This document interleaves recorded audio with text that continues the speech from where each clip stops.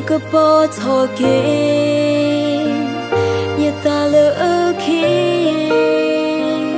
lên nước ta so sri rồi ya đi tôi ta ôm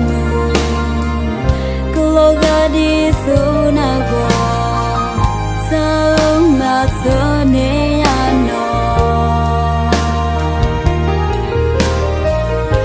có bỏ thọ kê như ta lỡ khi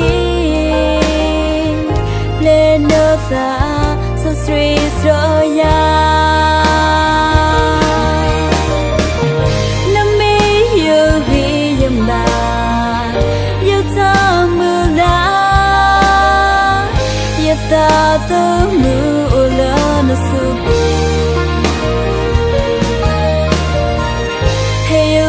we so good dog his so tall you agree you ma sa you know my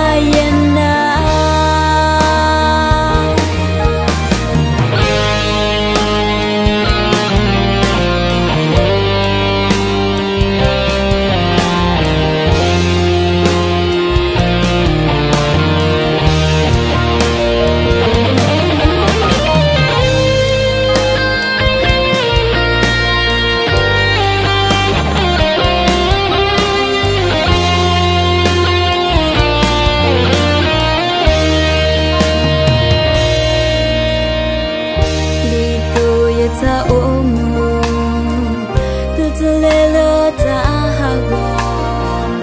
sao sự lê ye đón na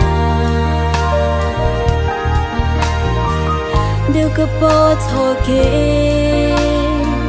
như ta lỡ khi lên nước ta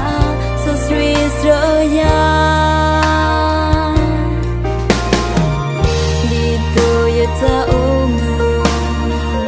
cô ga đi su na go sao mà sao nên nó điều có bỏ thọ kê như ta lỡ khi lên nước ta